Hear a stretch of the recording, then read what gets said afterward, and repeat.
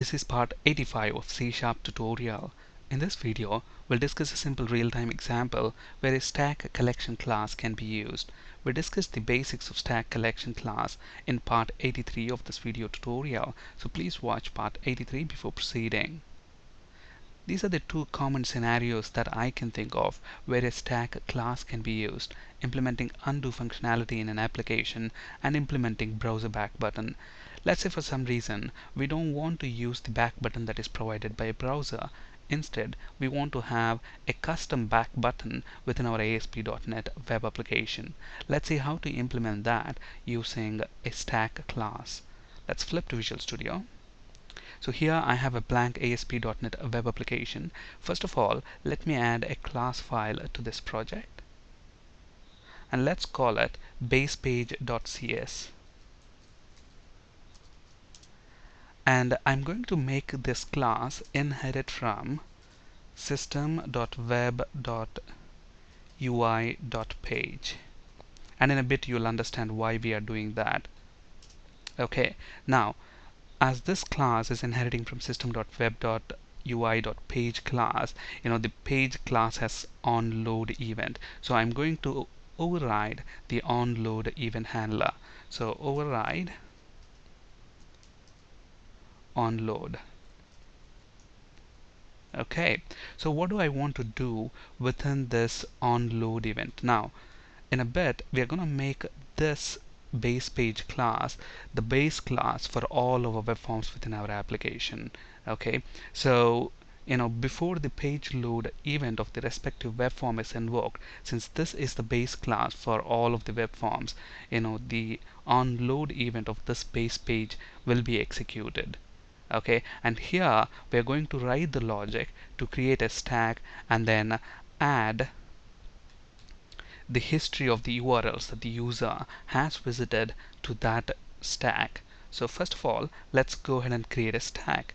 So URLs are strings, so I'm going to create a stack of strings, and maybe let's call this URL stack. And then I'm going to store this URL stack in a session variable. So session of, let's call this URL stack. Okay, and I want to do this only if session of URL stack is null. So if the stack is not present in the session, only then go ahead and create a new stack. Otherwise, do not create it if it's already there. Okay, so that's the first step. We created the URL stack.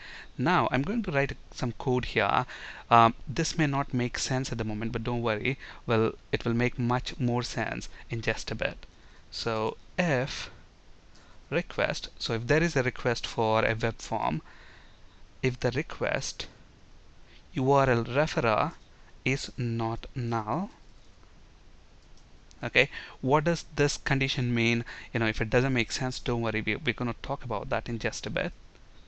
And if this dot page dot is post back, so if it's not a post back request, and session of back button clicked equal to null.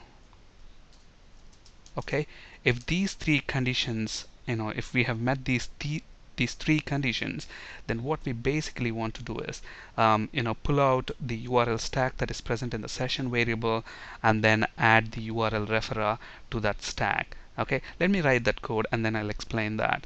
So from the session, pull the stack, and the stack that is present in the session is of type string, and let's call it URL stack, and let's make a copy of this. Okay, so we pulled the URL stack that is present in the session variable. Now what I want to do is I want to push the URL referrer absolute URI into the stack. Okay, now what is this URL referrer? If that doesn't make sense, let me explain. Let's say, for example, in my application we have 4 web forms. Now let's say I am on web form 1, and then once I click on web form 2, so we will be navigated to web form 2. The URL referrer for web form 2 is web form 1, because we came to web form 2 from web form 1. Similarly, from web form 2, if I click the link on web form 3, then the URL referrer for web form 3 is web form 2. Okay, so at the moment, let's say I am on web form 3, and then if I click this web form 4 link that is present on web form 3, we will be navigated to web form 4. So the URL referrer for web form 4 is web form 3. Okay, so basically what we are saying here is, if the URL referrer is not equal to null, and if it's not a post back request, and then if the back button is not clicked, in that case, get the absolute URI of the URL referrer. Absolute URI means, we are going to get everything starting from http:// to the entire URL basically. Okay, and push that into this stack. In a bit we will see how we are going to use this stack to implement the back functionality within our application. Okay, and then I'm going to write one more condition here. So if the session of back button clicked not equal to null,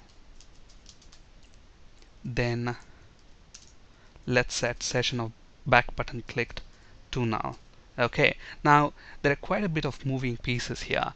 If this code doesn't make much sense at the moment, don't worry, it's going to be much clearer in just a bit. Okay, so this is the base page. Okay, now next I'm going to add a master page for our application. Now master page will give a consistent look and feel for all our web forms in the entire application. We will discuss master pages in a later video session, but let me go ahead and add a master page to this application. So let's add a new item, and let me select master page, and let's call this site.master. Okay, so we have a master page here. Now I want to design a master page that looks like this. So first of all, I need a table. So let me go ahead and include a table within, let's get rid of that div tag, and then let's use a table here, and let's use the style attribute and set first of all border to 1 pixel solid black, and then I'm going to hard code the width to 500 pixels, and then I'm also going to set font family to Arial. Alright, so let's close the table, and within the table I'm going to have a tr and then a td, and for this td I'm going to set call span to 2, and here I'm going to use a label control. We will see in just a bit how we are going to use this label. Let's call this LBL message, and let's get rid of this text right there,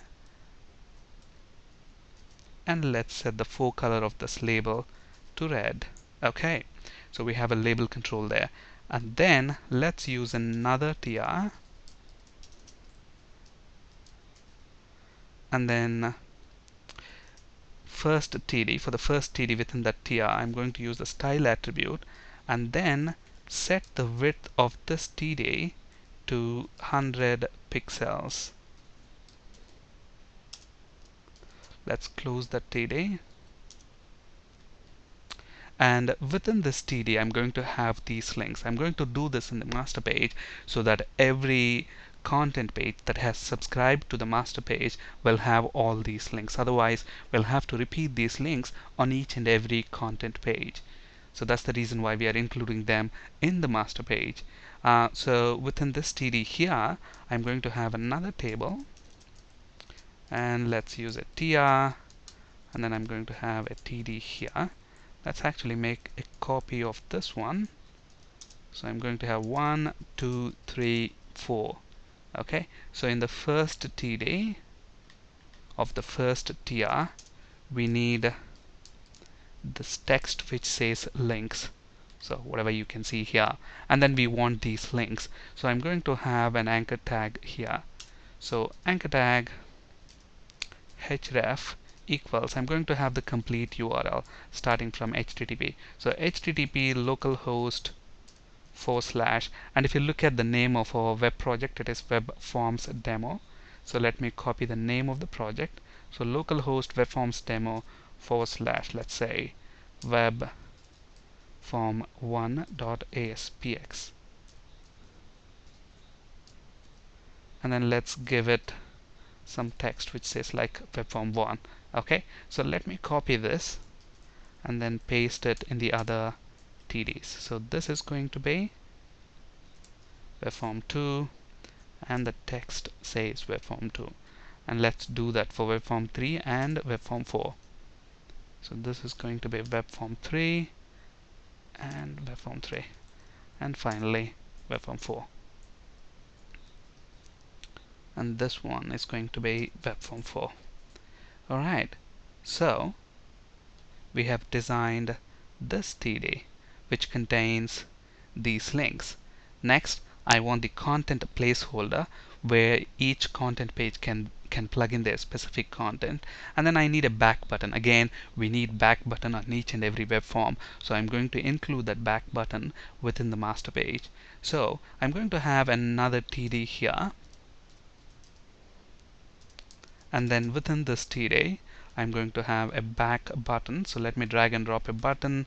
Maybe let's change the ID of the button to btn back, and let's set the text on this to back. Okay, and then along with the back button we need the content placeholder. Okay, so I'm going to take this content placeholder. So basically this is the location where each content page will plug in their page specific content. Okay, so at this point we should have a master page that looks like this. Okay, so let's actually flip that to the design mode and you can see it. Okay, so this is where the content, the content page specific content will be plugged in. So let me double click this button to generate the event handler. Okay, so when I click the back button on the master page, what should happen? That's what we are going to write here. So obviously, if I have navigated, let's say for example from webform 1 to webform 2, and from there to webform 3, and from there to webform 4, and then once I am on webform 4, if I click the back button, I should be navigating to webform 3, and then if I click the back button, I should go back to webform 2, and then subsequently to webform 1. Okay, so let's write that code. Okay, so if basically when I click this back button, what I'm going to do here is, if you remember, in the master page, in the base page, we have the session of back button clicked. So when I click the back button, I'm going to set this to yes. So session of back button clicked is yes. Okay, meaning we have clicked the back button. And then what I'm going to do here is, what's the name of our stack? It's URL stack within the session variable. So if session of URL stack, if that is not equal to null, that means there is something within the session. So in that case, what do we want to do? We want to retrieve that URL stack out of the session variable and then pick the first URL and redirect the user to that URL. Okay, so URL is of type string. So string URL is equal to, we need to retrieve that from the stack that is present in that session variable. First of all, we need to pull it out from the session variable. So I'm going to copy this. So stack of string, let's call it URL stack, equals that, and we need to typecast that to be whatever we are retrieving out of session. It comes out as an object, so we need to typecast it to be of this type, stack of string. And then we're going to use the pop method to retrieve the item that is present at the top of the stack. So we are going to get the recent most URL that the end user has visited. Okay, and then what we are going to do, we are going to redirect the user to that URL, response.redirect to that URL. Okay, now another thing that I'm going to do here, so once we get this URL stack, I'm going to check if URL stack.count is greater than 0. Okay, meaning there are some URLs that user has visited, so it's okay to pull the most recent URL from the stack and then redirect the user to that URL. But then if the count is 0, if you invoke pop method, what's going to happen? It's going to throw an exception, and we don't want that to happen. And again, if the count is 0, we know that there are no pages in the history, and we want to display a status message to the user stating there are no pages in the history. So in that case, what I'm going to do, and if you remember, in the master page, in the first tier, we have this label, and the ID of the label is LBL message. So what I'm going to do here is set the text of that label to there are no pages in the history, or you can give any meaningful message that you want. Okay, so at this point we have implemented our base page, we have implemented our master page. Now the next step is to add content pages. Let's go ahead and add 4 content pages. So right click on the master page, add content page, and by default we are going to get the name as webform1.aspx. And then what I'm going to do here is on the ASPX page itself, I'm going to include an h1 and just say this is web form 1.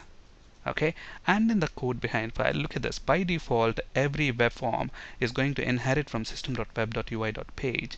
Okay, but we don't want our web forms in our application to be inheriting from that page. Instead, we want, look at this, this is the base class. System.web.ui.page is the base class for every web form, but I'm going to make this inherit from base page class. And if you look at our base page class, that is inheriting from system.web.ui.page. So in between, we have introduced the base page class because we want to override the onload event, and we want to include our custom logic here to add the URLs that the user has visited to a stack, so that we can implement the back functionality, back button functionality. Alright, so let's repeat this step to add web form 2, 3, and 4. So let me right click on the master page, add a content page, and that's going to add web form 2. And here, let me actually copy this and paste that on web form 2. And let's call it, this is web form 2, so that we know on which web form we are. And then within the code behind file, I'm going to make this web form 2 inherit from base page. So let's do that for web form 3. So add content page, so that's going to be web form 3. And here we're going to say this is web form 3, and within the code behind file, web form 3 is going to inherit from base page class. And finally, let's add web form 4.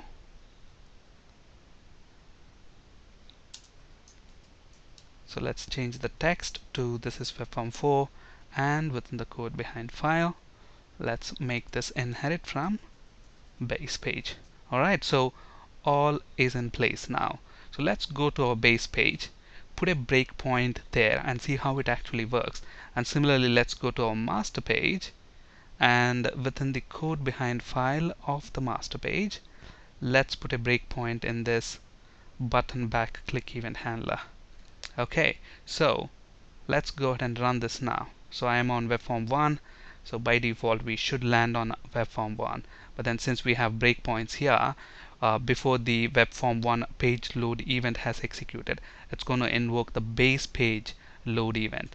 And look at this, this is the first time we are landing on this application. So if I step through by pressing F10, session of URL stack will be null. So when I press F2, it gets inside, it creates a new URL stack, and it's going to store that in the session variable. Okay, and then when I press F10, so URL referrer here is going to be null. Why? Because we directly came to this URL. We didn't come from any other page. So that's why here URL referrer is null and it's not a post back. Okay, so since URL referrer is null, it's not going to come inside this condition. So when I press F10, again it's going to come here, session of back button clicked. We didn't click the back button, so it's not going to go inside. So when I press F5, what's going to happen? We will land on web form 1. Okay, now I am on web form 1. Look at the URL. I am on web form 1. When I click this link, web form 2, look at what's going to happen. The onload event will get executed again, and then session of URL stack, is this equal to null? No, we have already created a stack and put that into the session variable, so this condition is false, so it will not go inside that, and it will come here. And check this URL referrer. Look at the URL referrer. What is that? It's webform1.aspx. so webform1 is referring us to webform2. And is this a post back? False. And we have not condition here, false, and false is true, and we didn't click back button, so this will be null. So it's going to come inside this block, and look at what's happening here. We're retrieving that URL stack out of the session, and at the moment in URL stack, how many items we have? 0 items. There's nothing in the URL stack. Now when I say push, look at this, request.url referrer, that is the URL referrer. And what is the absolute URI? The full URL. Okay, so that URL now will be pushed into the stack. So once I press F10, and if you look at this URL stack, there's going to be one item, and that is webform1 URL. Okay, so when I press F10, we didn't click the back button, so it will be null, so it will not go inside. F5. Now let me click on webform3. Now what's going to happen? The same thing. So if I come here, if you look at the URL stack, already we have webform1.aspx. Now we came to webform3, but from where did we come? From webform2. So the URL referrer is webform2. So we're going to push that into the stack. So when I press F10, and then if you look at this URL stack, look at that, webform2 is on top of webform1. So let me press F5 here, and then let's go to webform4. Okay, so same idea. Let's press F10, come to the URL stack here. So within the URL stack, we already have webform1, webform2. Now we are on webform4, and to webform4 we came from webform3. So here URL referrer is going to be webform3, and that will be pushed into the stack. So F10, and if you look at this URL stack, we're going to have webform3 there. Okay, so let me press F5, and we are on webform4. Now when I click back button, what's going to happen? Let's look at that. So I click the back button. So when I am on webform4 and when I click on back button, to which web form should we navigate to? We should go back to webform3. Okay, so we should go back to the recent item within the history. So that's why we need to pull the item that we have added last to the stack. Okay, so that's why we are using stack here. So when I click back button, look at that, the onload event is executed. So if session of URL stack, it's not null, so it's not going to go inside. URL referrer, it's not going to be null. Okay, but then is this a post back? True. So we are saying if not is post back, only then come inside. So it's not going to come here inside this block. And when I press F10 and session of back button clicked, we clicked the back button now, but that event hasn't been executed yet, because page load event will be fired even before the post back event. Okay, so when I press F10, session of back button clicked will still be null, and because of that it's not going to go inside.